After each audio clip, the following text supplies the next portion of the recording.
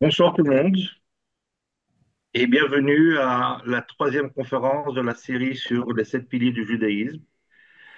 C'est avec un énorme plaisir que nous recevons aujourd'hui le rabbin Josh Weiner, qui est le nouveau rabbin de la communauté Adat Shalom. Josh a remplacé Rivon après ses 34 années de leadership de la communauté de Adat Shalom et c'est l'occasion pour moi et au nom de tous de lui souhaiter beaucoup de succès dans son nouveau poste si important de la plus grande communauté massortie de France. Avant de Merci. laisser la parole à Josh, simplement quelques remarques techniques pour ceux qui n'étaient pas là aux conférences précédentes. Josh va faire une ouverture de entre 40 et 50 minutes de présentation de son thème qui est rigueur et souplesse dans la pratique des commandements, dans la vision juive du mouvement Massorti.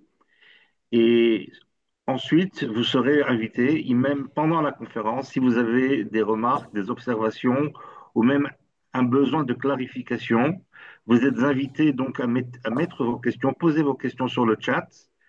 Si c'est une question de clarification qui nécessite mon intervention pendant les propos de Josh, je demanderai à Josh d'expliquer un point qui n'a pas été clair pour vous, pour que vous puissiez comprendre et apprécier le fil de sa conférence. Sans cela, on laissera Josh donc continuer sa présentation et à la fin, je serai l'intermédiaire entre vos questions et les réponses de Josh. La conférence est enregistrée, et donc c'est pour ça que nous sommes prudents dans la façon de gérer les questions et réponses. On essaie de faire en sorte que tout soit clair pour ceux qui écouteront la conférence un peu plus tard. Voilà, je vous souhaite à tous une bonne soirée, riche et enrichissante. Et Josh Bevakasha. Ah, et j'ai oublié de te présenter, Josh. Donc, mis à part le fait que tu es le nouveau rabbin de Massorti France, donc Josh vient d'une famille rabbinique importante dans le mouvement Massorti. Son père, qui était un étudiant avec moi à l'Institut Shatter, et le Av Beit Din, le président du Beit Din du mouvement Massorti européen, et un rabbin Massorti qui, depuis plus de 35 ans, exerce à Londres. Josh a étudié et grandi entre Jérusalem et Londres et il est gradué de l'Université hébraïque de Jérusalem, de l'Université de Potsdam et a terminé l'école rabbinique de Berlin, l'école Frankel, liée au mouvement Massorti. Est-ce que j'ai raté quelque chose d'important, Josh? C'est, c'est bon. C'est bon. Alors, Bevakasha, je t'invite à commencer ta présentation. Ok, merci beaucoup. Euh, je sens un peu seul ici parce que je ne peux pas voir les gens qui me voient, qui m'écoutent. Et normalement, quand j'enseigne, je tire beaucoup de force des visages, des yeux qui sont là. Donc c'est un peu difficile pour moi ce soir. Euh, je ne peux pas voir si vous êtes d'accord avec moi ou non, si vous êtes en colère ou non. Je ne peux pas voir si vous me comprenez ou non.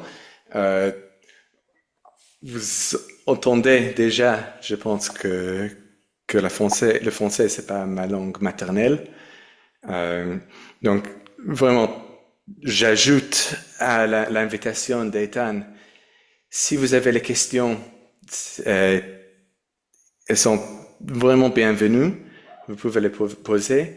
Et notamment s'il y a les questions de compréhension, s'il y a quelque chose que j'ai dit qui n'est pas clair, euh, donc vous pouvez m'interrompre et je vais essayer euh, de clarifier les choses.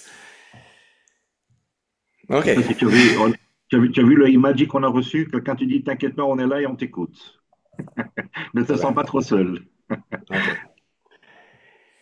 Euh, maintenant, je- on m'a donné un sujet qui est à la fois très riche et très important pour moi, et aussi assez difficile. Euh, c'est les théories de la halakha. Euh, pour moi, et dans la vision Massorti. Donc, quelques remarques d'introduction. Ok.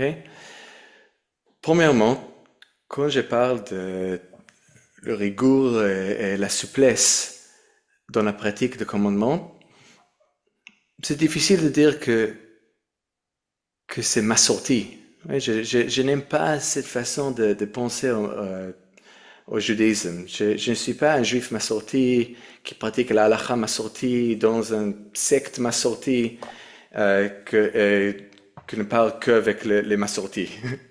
C'est pas ça. Oui? Euh, je suis un rabbin juif qui vit avec les juifs et je pratique la halakha juif euh, dans un contexte juif. Et quand je parle de rigueur et souplesse dans la halakha, pour moi, c'est deux aspects de la halakha, même, juif. C'est,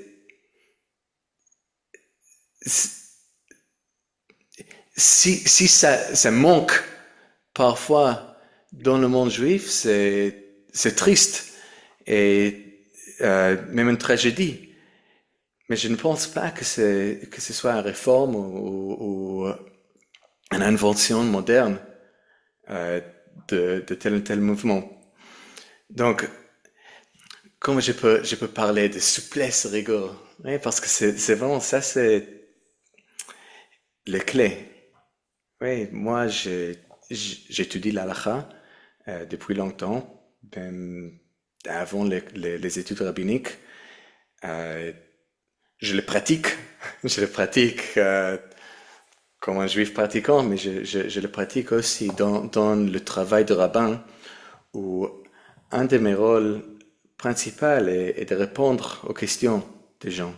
Et on me pose les questions tous les temps, euh, par téléphone, par WhatsApp, par mail, dans la rue, dans le métro.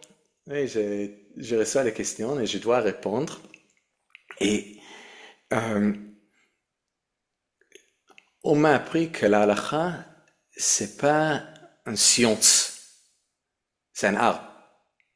C'est-à-dire, euh, nous avons beaucoup de ressources dans la tradition halachique et euh, l'art, le génie est d'appliquer cette tradition à cette problématique ici pour cette personne.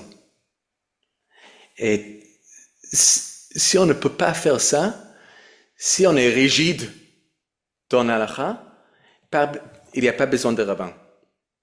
Et ChatGPT pour remplacer tout le rabbin. S'il n'y a pas exactement cette souplesse et humanité dans l'application de l'halakha. Et c'est le cas pour l'application de l'halakha pour chaque cas. Et c'est aussi le cas pour l'application de halakha comme politique. Et si je veux vraiment étudier une question pour moi, pour le monde autour de moi, je dois être capable de réinterpréter les sources qui étaient données à moi et même réinterpréter dans une façon qui est nouvelle. Encore une fois, ça c'est la halakha, ça c'est la tradition juive. C'est réinterpréter, au pouvoir réinterpréter la halakha pour chaque génération. Ça veut dire que la halakha a la capacité d'évoluer, de développer, de changer, tout en restant enraciné et authentique. Et chacun qui a étudié un peu l'histoire d'une pratique dans le judaïsme voit que la halakha évolue toujours. Maintenant, une religion pour un peuple entier euh, qui est là depuis 2000 ans, il y a un certain poids. Donc on ne peut pas changer la halakha comme ça chaque jour pour nos besoins de ces moments-là. Il y a essentiellement un conservatisme dans la halakha euh, où ça évolue lentement. Oui, et c'est comme ça. Okay, ça doit être comme ça. Et c'est cet équilibre entre les besoins de réinterpréter et changer et la nécessité d'être fidèle aux traditions qui est au cours du processus halachique. Maintenant, ça se voit aujourd'hui dans le mouvement Massorti, mais c'est pas une invention de Massorti. C'est l'halakha lui-même. Et euh, on m'a donné parfois le métaphore d'un jeu d'échecs. Oui? Le système halachique, c'est comme les, les pièces dans le jeu d'échecs. Et on peut changer l'emplacement de chaque pièce sur le tableau d'échecs, mais il y a les règles. Comment on peut faire ça? Et c'est pas n'importe quoi. Il y a les règles. Et c'est comme ça que la halakha a évolué depuis 2000 ans. Maintenant, il y a certains qui ont arrêté le jeu, qui ne jouent pas le jeu, qui ont placé une sorte de couvert en verre autour de ce tableau d'échecs et euh, les pièces ne bougent pas et comme ça il perd sa pertinence pour plusieurs personnes. Euh, et peut-être la spécificité de mouvement Massorti est cette ouverture à continuer à jouer ces jeux euh, de, de halakha, à appliquer les lois dans la vie quotidienne. Euh, Maintenant, c'est difficile à dire la halakha. Oui, si quelqu'un dit, selon la halakha, il faut faire X, Y, il, il est suspect, cette personne. Parce que la halakha, c'est comme c'est comme une salle des juifs où personne n'est totalement d'accord avec l'autre. Il y a toujours les débats, il y a toujours les arguments, il y a toujours euh, les, les discussions entre les différentes personnes. Donc, c'est difficile à dire la halakha massorti, la halakha orthodoxe, la halakha juif, parce qu'il y en a plusieurs. Euh, donc, ce que je vais essayer à faire ce soir est donner plusieurs exemples de, euh, de décisions qui étaient prises ou qui étaient pratiquées ou qui sont pratiquées dans les mouvements massortis et étudier un peu pourquoi on fait ça. Et j'espère, j'ai pas une grande théorie de la souplesse et rigueur dans l'halakha. J'ai pas une grande théorie, mais j'espère qu'avec beaucoup des exemples, ça sera clair. Ok, sinon on peut discuter à la fin. Euh, ok, je peux peut-être commencer juste par partager un texte qui n'est pas le mien. C'est un texte qui était écrit par Rivon Krichier et qui est imprimé dans chaque sidour dans le mouvement Massorti en France avec les 7 piliers de ce mouvement. Et je lis. Le mouvement Massorti considère l'halakha, le système juridique de la loi orale fondée sur le Talmud, et la haute discipline qu'elle requiert comme une composante essentielle et incontournable qui définit l'observance préconisée par la Torah d'Israël. Okay. Je pense, le judaïsme sans la halakha, c'est juste des peuples, c'est des humains. Et la spécificité des juifs, c'est la pratique de la Torah. Cette fidélité, cette émouna, se fonde sur la conviction que la réalisation spirituelle de l'homme se joue dans son effort de mise en pratique des mitzvot, commandements divins, tant rituels que moraux. On va parler, j'espère, de ces deux catégories, parce que très souvent, quand on parle de la halakha, on pense aux tefillin et bougies de Shabbat et bougies de Hanouka et lecture de la Torah, et on oublie une grande partie des commandements qui sont aussi importants comme le respect entre personnes. À condition, et ici c'est l'équilibre, à condition toutefois de ne pas négliger le fait qu'il incombe aux décisionnaires de chaque génération d'en définir les modalités d'application en soumettant de la lettre à l'esprit.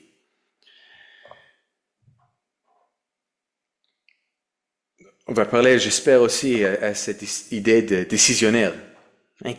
Qui a le droit de décider comment appliquer la halakha?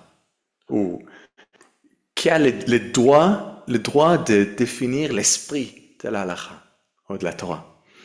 De fait, le judaïsme, tout en restant fidèle à lui-même, a considérablement évolué au cours des âges en tenant compte des réalités nouvelles. En conséquence, le mouvement Massorti considère qu'il faut impérativement prendre en compte les nouveaux contextes socio-historiques en trouvant des solutions d'adéquation grâce au dynamisme propre du système de la halakha qui autorise une évolution des normes. Mais de même que la rigueur n'implique pas la rigidité, la souplesse ne doit pas conduire à l'abandon des règles et des codes qui régissent le fonctionnement juridique de la loi en prenant des attitudes permissives ou laxistes. Okay. J'espère que c'est un peu clair et que les questions restent. Parce que sinon, pas besoin de moi. Ok. Donc, j'ai pris quelques catégories qui sont pour moi intéressantes dans cette discussion de rigueur et souplesse dans la halakha. Je vais parler d'un concept qu'on appelle en hébreu ikar hadin, hein? L'essentiel de la halakha. Okay? Et très souvent, on oublie l'essentiel. On se concentre très sur les petits détails et on arrive aux endroits qui ne sont pas très sensibles. On arrive à la ridicule de la halakha en oubliant les essentiels, ikar hadin. On va voir ça. Je vais parler de la rôle de coutume, minhag, dans le système halakhique. Je vais parler de contexte qui change. Je parlerai, j'espère, sur un peu le parcours personnel halakhique. Oui.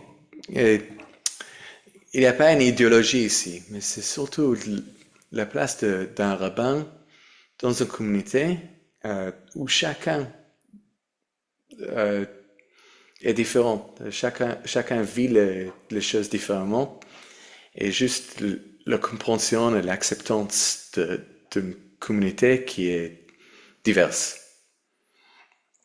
Je vais donner quelques exemples où le mouvement Massorti est plus rigoureux ou plus strict dans l'application des sources et des traditions que les autres courants aujourd'hui.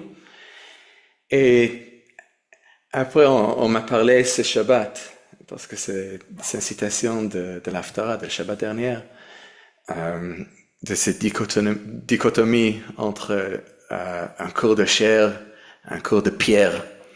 Et je vais parler peut-être de cette perspective d'un corps de chair dans la vie spirituelle. Okay? Et je veux dire, très souvent, quand on parle de la halakha, c'est assez juridique. On oublie que c'est une pratique spirituelle, religieuse. Donc, je veux commencer par une petite prière. Bezrat Hashem. Bezrat Hashem, que avec l'aide d'Hachem, je peux trouver les mots pour montrer ce qui est important pour moi, ce qui peut être important pour vous,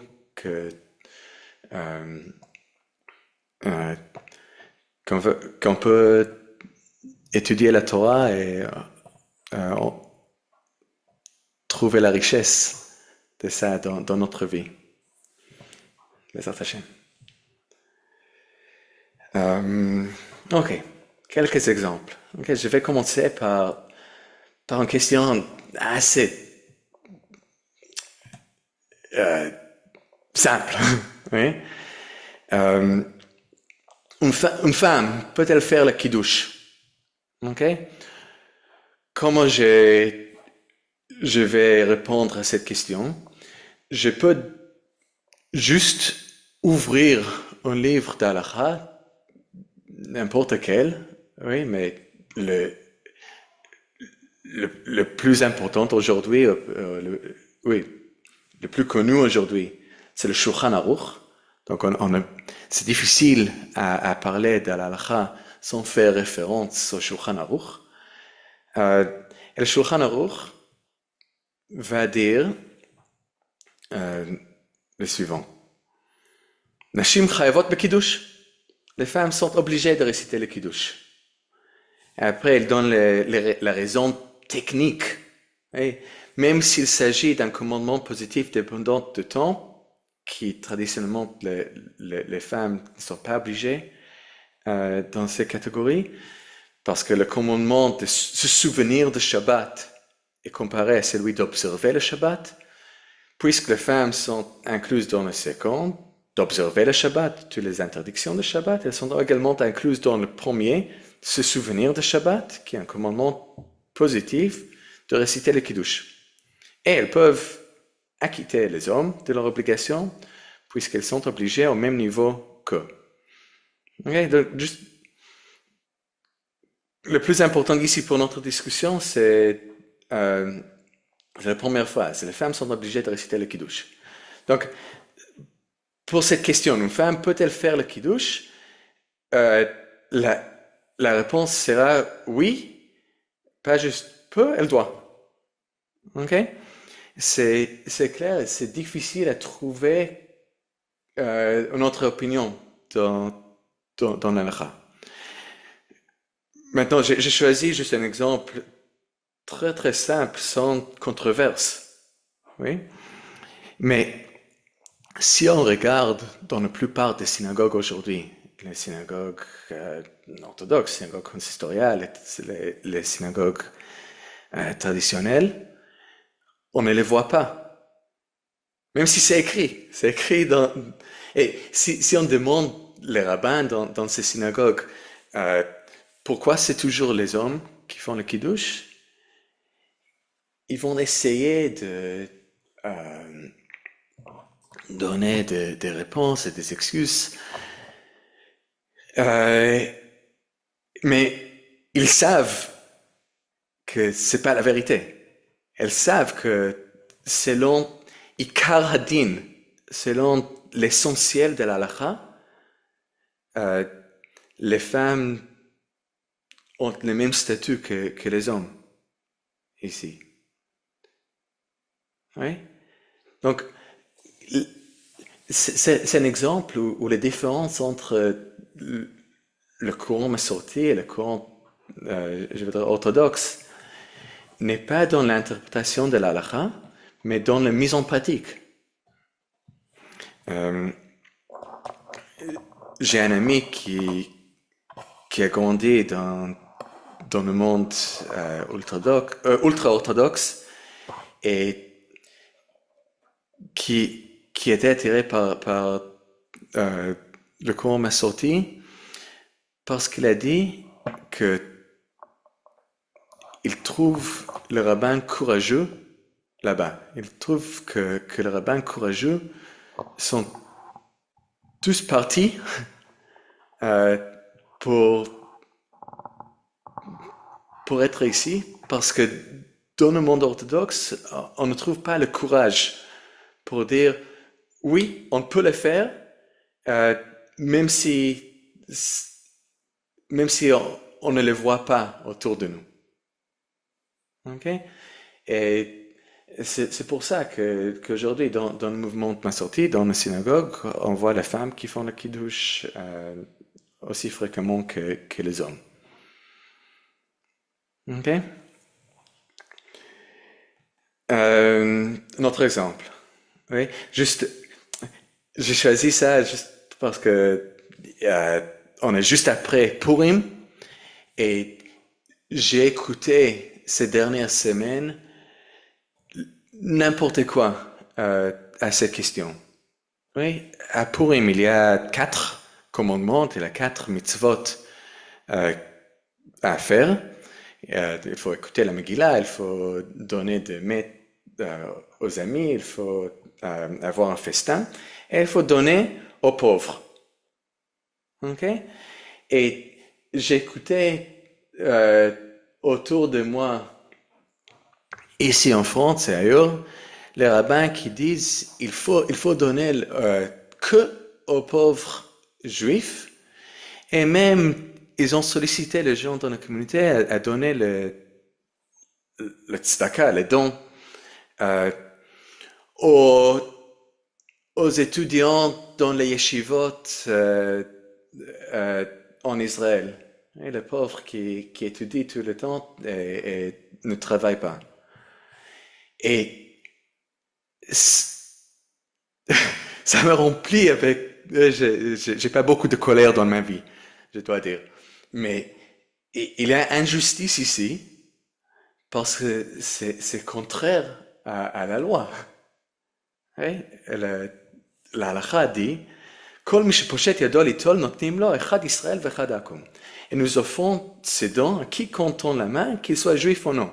Donc c'est explicite qu'on peut donner un non-juif. Et les rabbins aujourd'hui qui contournent comme ça pour dire que c'est interdit, ils sont pour moi des réformistes qui changent la halakha en oubliant les sources et les origines. Okay? Donc, ici encore une fois, c'est pas difficile d'être rigoureux parce que le Ikar Hadin, l'essentiel de la halakha, est là. Okay? C'est écrit. C'est la tradition de centaines des années. Ok, j'espère que c'était clair.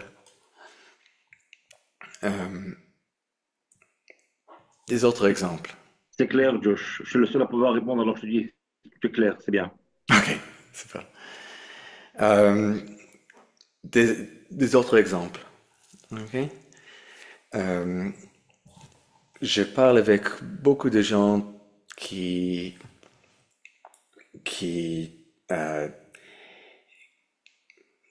essaient d'être de plus en plus pratiquants dans leur vie, intégrer l'halakha dans la vie. Et ils cherchent les informations partout et ils tombent parfois sur Internet. Il y a n'importe quoi. Okay? Ou parfois on trouve les opinions les plus strictes qui sont soit impossibles, soit ridicules, soit contre le sens de valeurs partagées dans la communauté juive aujourd'hui. Okay, je donne juste deux exemples de pratiques qu'on trouve aujourd'hui et qui sont, à mon avis,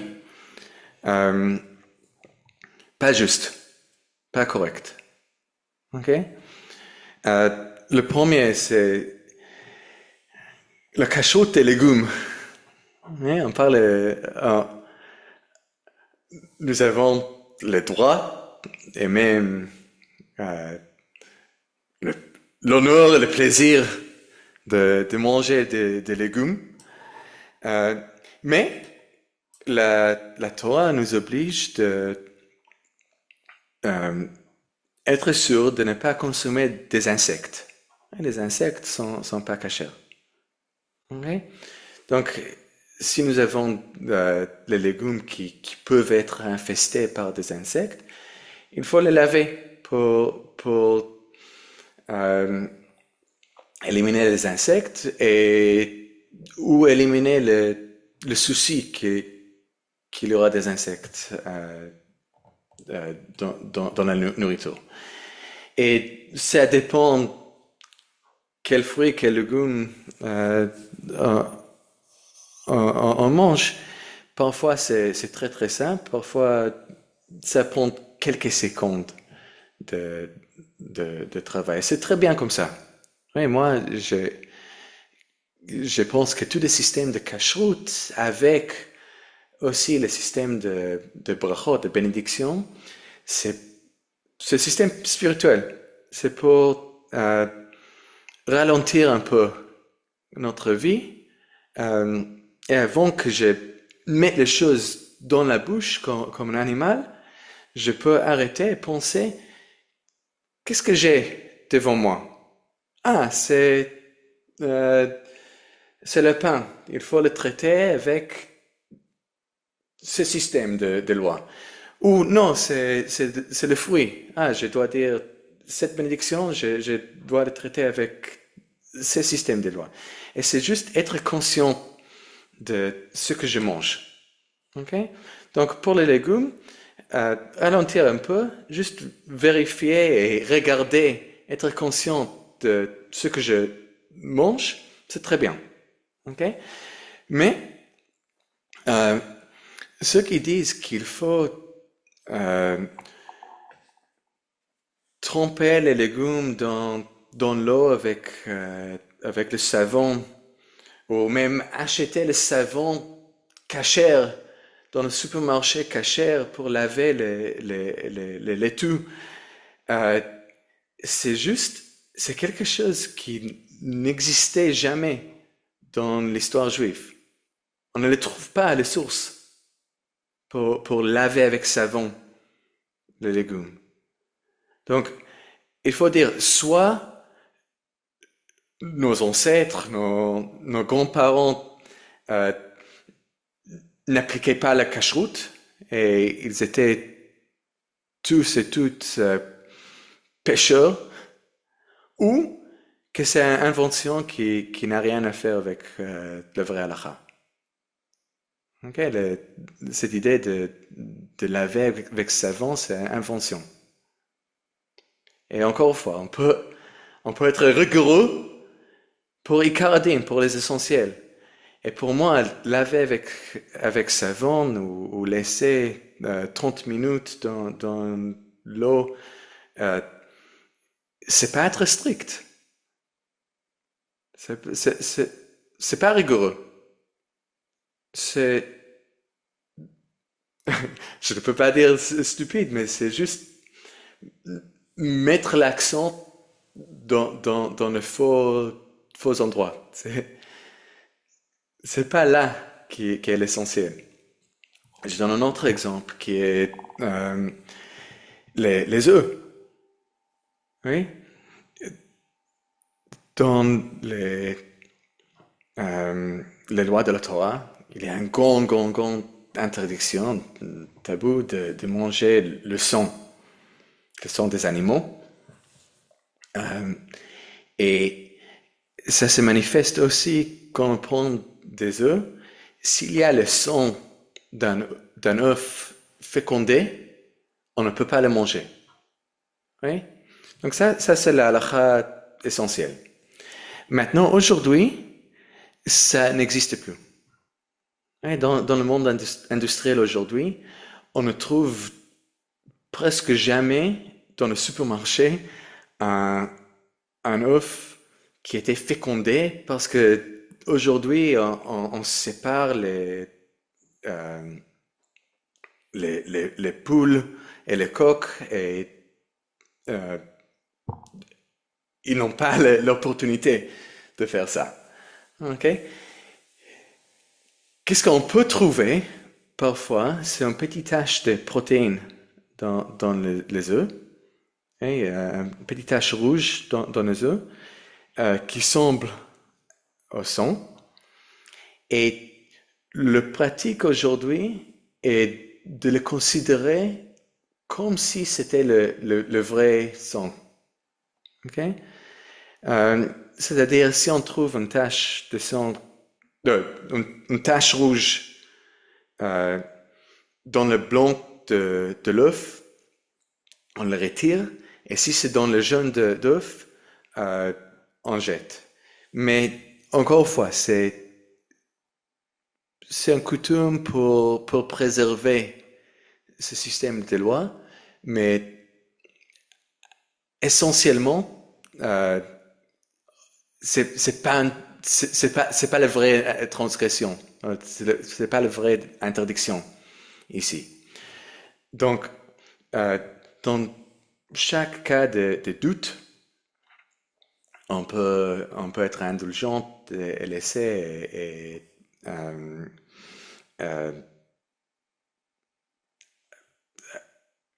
utiliser les œufs s'il y a un doute. Okay? C'est pour ça qu'on peut préparer un œuf à la coque sans vérifier chaque œuf. Et il y a beaucoup de situations où on ne sait pas, mais ok, c'est pas si grave. Ce qu'on trouve aujourd'hui, c'est les rabbins qui disent que pour éviter la possibilité qu'il y aura ces taches rouges, c'est mieux d'utiliser les œufs, comment ça s'appelle, à la batterie.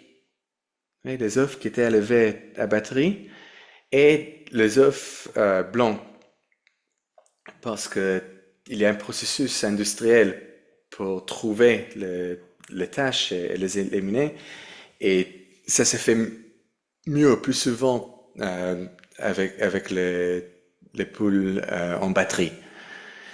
Mais là, vous voyez, il y a une grande contradiction dans la halakha. Oui, les conditions de poulet de l'élevage batterie est terrible. Et nous avons une vraie halakha, une vraie mitzvah, de ne pas faire souffrir les animaux. Et nous avons les rabbins qui disent que c'est mieux que les animaux souffrent que pour éviter la possibilité qu'il y aura une petite tache rouge qui ressemble à une tache de sang dans les œufs. Donc, on est devenu fou avec ça. On transgresse une mitzvah pour être strict dans un autre, mais encore une fois, il caradine. il faut euh, penser aux essentiels. Ok. Des autres, euh, des autres exemples. Ok.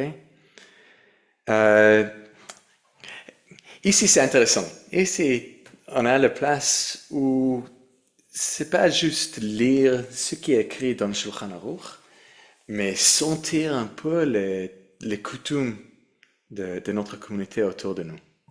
Ok? Et ici, je veux parler de un aspect des offices dans la synagogue Massorti qu'on voit est différent aux beaucoup de synagogues libérales. Et c'est l'utilisation de l'hébreu pour la prière. Ok? Est-ce qu'on a le droit de faire les offices, faire les prières en français? Ok? Donc, si je dis Ikar Adin, les essentiels, la réponse est oui. On a le droit de prier dans n'importe quelle langue.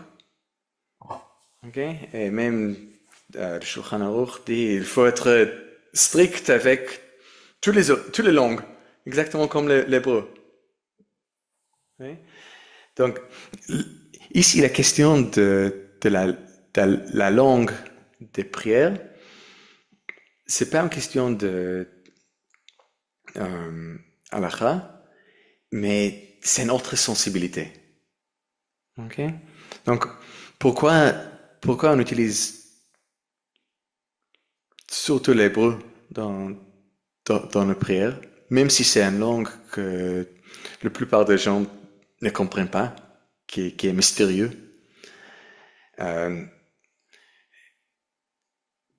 Pour moi, je pense que c'est exactement ça. C'est parce que c'est mystérieux et parce que nous avons un sentiment avec l'hébreu qu'on participe, qu'on dit quelque chose qui est plus grand que nous, qu'on cite les mots qui sont riches et profonds et qui sont pas totalement compréhensibles, et ce mystère reste. Et il y a aussi la conséquence de pouvoir venir dans toutes les synagogues du monde et connaître les offices parce qu'ils sont aussi en hébreu. Donc il y a une participation. Et si les prières étaient en français ici, en allemand en Allemagne, en anglais aux États-Unis, il n'y avait pas cette unité parmi les Juifs. Donc c'est intéressant. Ici, on fait dans le mouvement Massorti exactement l'inverse de ces questions de Ikaradin, des essentiels. On tire les coutumes traditionnelles de prière en hébreu. Okay? Un autre exemple, et je vois, j'ai pas beaucoup de temps.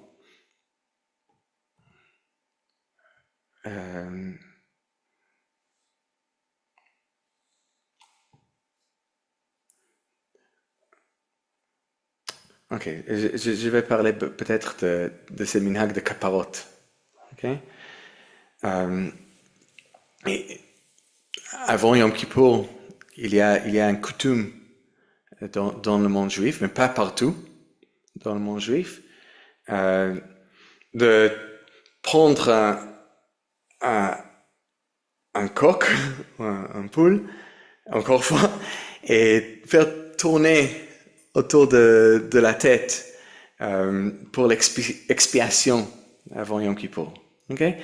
Et c'est pas un consensus. Oui, c'est dans le monde halachique, oui, dans le Shulchan Aruch, l'auteur du Shulchan Aruch, Joseph Caro, était très contre cette pratique. Il dit la coutume concernant la kapara, la kaparot, la veille de Yom Kippour en abattant un coq tout en récitant le verset biblique. doit être arrêté. Yesh limnoa minhag. Donc ça c'est la halakha. La halakha est de ne pas faire ça. Mais Rabbi Moshe Isserlis, le grand rabbin ashkénaze vivant en Cracovie, ajoute, néanmoins, beaucoup considèrent qu'il s'agit d'une coutume correcte. Et de même, c'est la coutume dans tous ces pays ashkénazes. Elle ne doit pas être changée parce que c'est une coutume ancienne. Donc ici, nous avons une coutume, et je pense, dans toutes les synagogues massorti, nous avons choisi de ne pas écouter, ne pas suivre cette coutume. Pourquoi? Parce qu'il y a une autre valeur ici, et la place des coutumes est moins rigide que les lois, et s'il y a une autre valeur, comme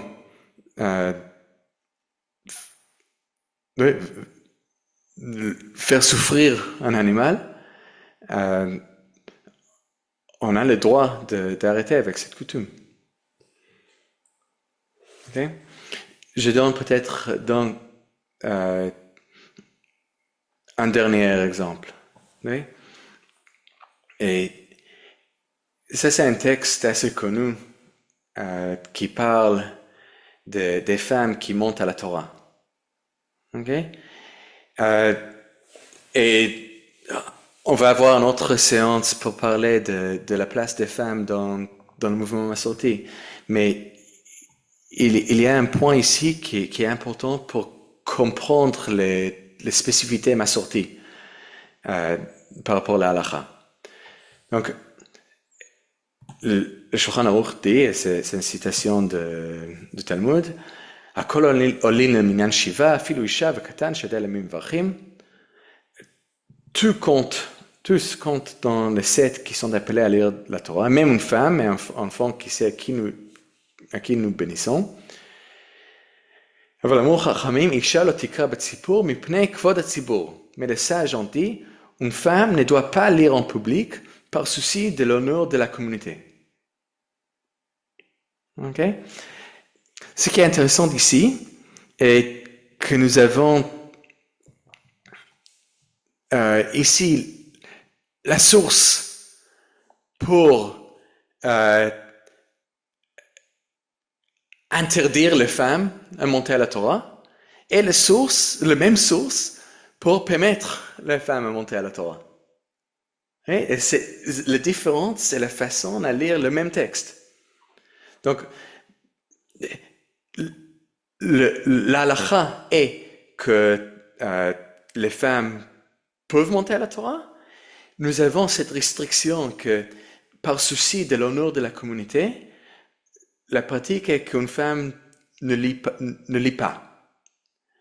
Maintenant, comment définir l'honneur de la communauté? Dans l'interprétation orthodoxe, la définition de l'honneur de la communauté est une femme qui ne lit pas en public.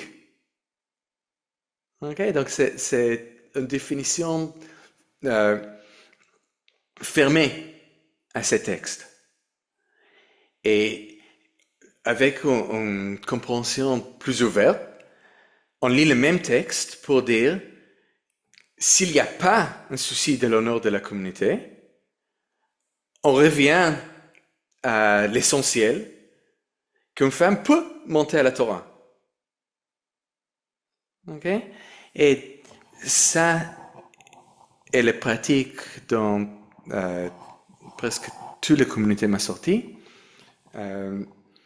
Et encore une fois, je ne regarde pas cette permission, si on veut dire, à l'égalité entre l'homme et la femme sur cette question.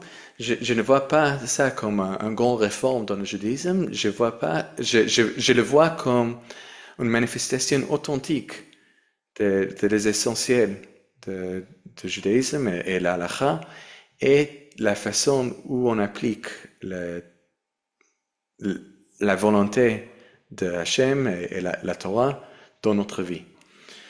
Euh, Ethan, est-ce que tu veux que je continue ou Tu peux j'arrête encore ici? 5 minutes, oui, tu peux encore 5, 6 minutes, c'est bon. Ok. Euh, Si tu peux amener un exemple de chaque catégorie que tu as présenté au début, ça oui, serait bien. oui, ok. Donc, euh, ok, ouais, ok. Une autre fois, j'en parlais de Brit Mila.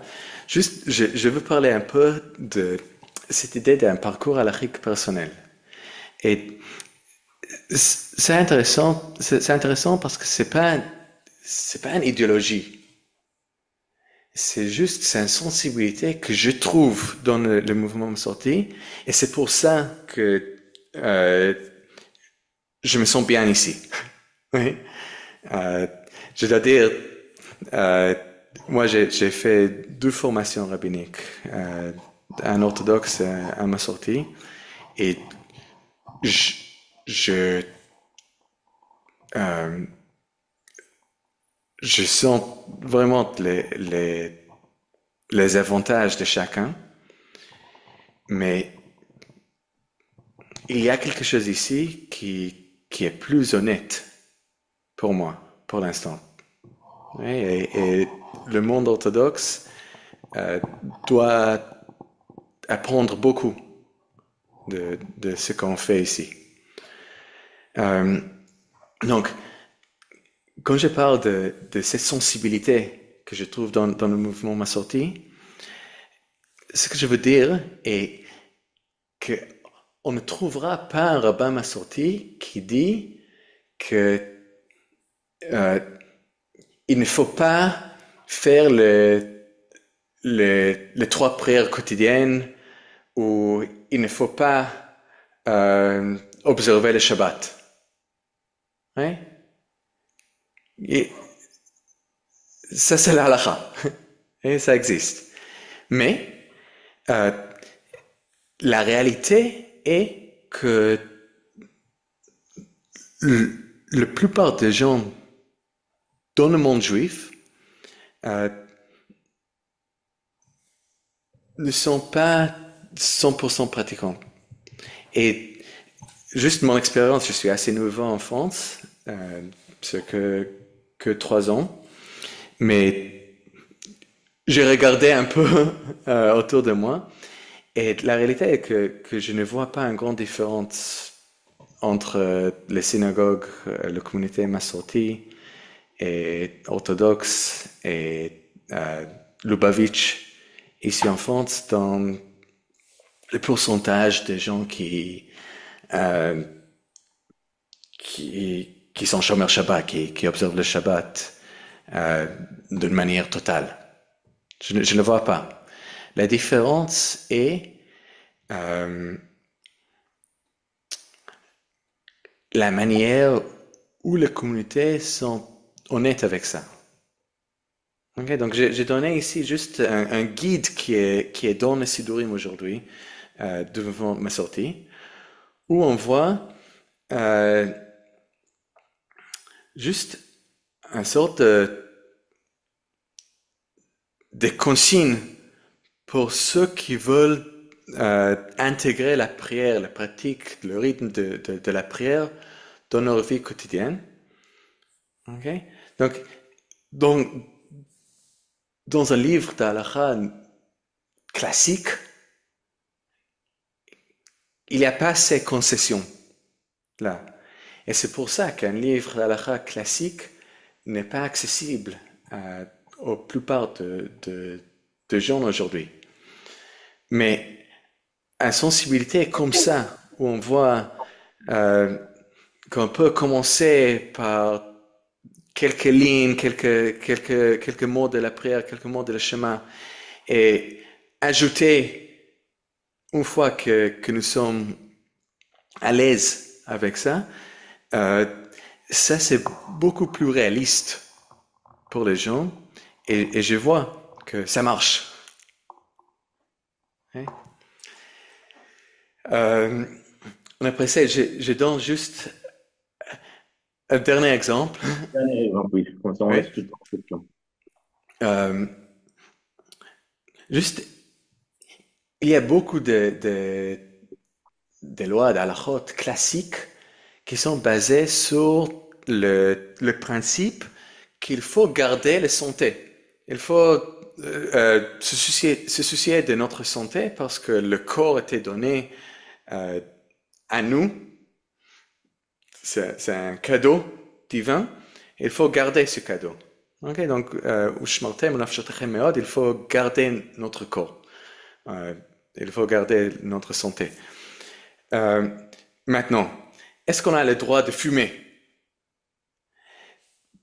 Plusieurs décisionnaires euh, orthodoxes disent que oui, on peut fumer le tabac euh, parce qu'on ne trouve pas une interdiction dans le livre de l'Halakha.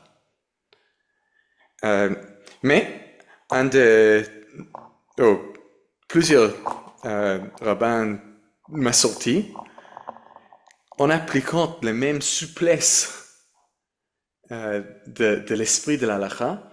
On dit qu'aujourd'hui, nous savons que fumer euh, peut mettre en danger le corps. C'est, on peut appliquer les mêmes règles pour ce cas-là. Et donc, ils ont interdit les cigarettes pour chaque juif pratiquante. Okay? Donc, nous avons ici une souplesse dans l'interprétation de l'halakha avec le fait de la modernité pour arriver à une place qui est finalement plus stricte. Okay? Et je finis ici juste avec le verset des prophètes, Egid lecha adam matov.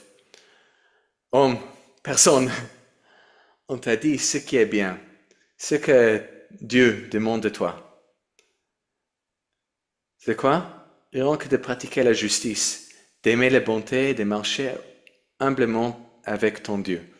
Et pour moi, ça c'est les consignes pour vivre la Torah, vivre le judaïsme, vivre un vie plein de sens que je trouve ici dans le monde Massorti. Je vais finir ici. Merci. Merci à toi, Josh. C'était très intéressant et très riche. Et ton français est remarquable pour le temps que tu es en France. Bravo. Alors, on a déjà deux questions dans le chat. La première est de Jean-François Viré. Il nous demande comment arriver à faire comprendre que halakha n'est pas synonyme de minhag hamakom, tout en prétendant être évolutif et s'adapter au monde moderne. Où placer le curseur de ce qui se fait et ce qui ne se fait pas? Ouais. C'est là la question. Et C'est ça, non?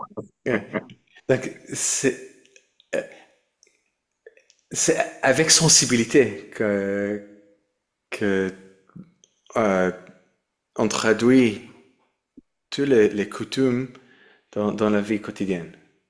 Et, et parfois, cette sensibilité sera vers la direction de continuer le minhag hamakom, continuer le coutume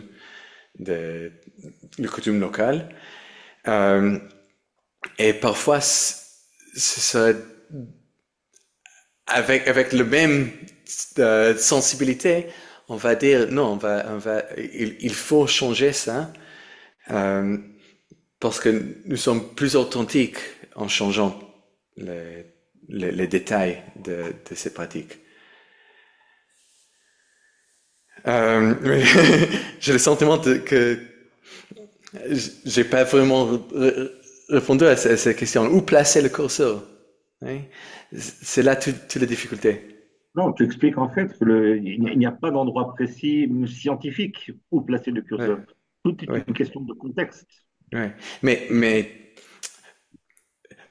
parfois on me pose les questions. Maintenant, je commence à recevoir les questions sur Pessah. Ok? J'ai un groupe WhatsApp avec 150 ou plus de gens qui me posent des questions tout le temps. Et parfois, je reçois les mêmes questions de deux personnes différentes et je vais répondre différemment à chacun. Pourquoi? Est-ce que c'est c'est un peu ridicule, non? Mais je sais que la première question vient de quelqu'un à Jérusalem, hein, et la deuxième vient de quelqu'un dans un village euh, euh, en, en Suède. Ok? Et le premier a accès à, tous les supermarchés, toutes les ressources cachères, et le deuxième non. Donc si je suis strict, si je donne les mêmes réponses à tous les deux, le deuxième va se sentir coupable, euh, va soit essayer beaucoup et peut-être ne pas arriver à suivre mes consignes. Et je trouve, dans les ressources à l'Afrique, je peux être plus indulgente avec cette deuxième personne. Pour la même question sur la cachoute de Pessah. Une très bonne, Okay, donc, où placer le curseur, je dois décider chaque fois, à chaque instant. très belle explication, je pense que tu as cet exemple-là. Ok, une autre question de Madison, je crois. Donc, bonsoir Josh, merci pour cette présentation claire et intéressante. Tu as dit que la halakha change lentement dans le temps. On pourrait être tenté de voir cela comme un progrès socio-religieux, si on prend l'exemple de l'inclusion des femmes ou des personnes LGBT. Que penses-tu de l'idée du progrès? En tant que juifs, juives, sommes-nous prisonniers, prisonnières du contexte socio-historique dans lequel on se trouve, si nous devons nous y adapter? Hmm.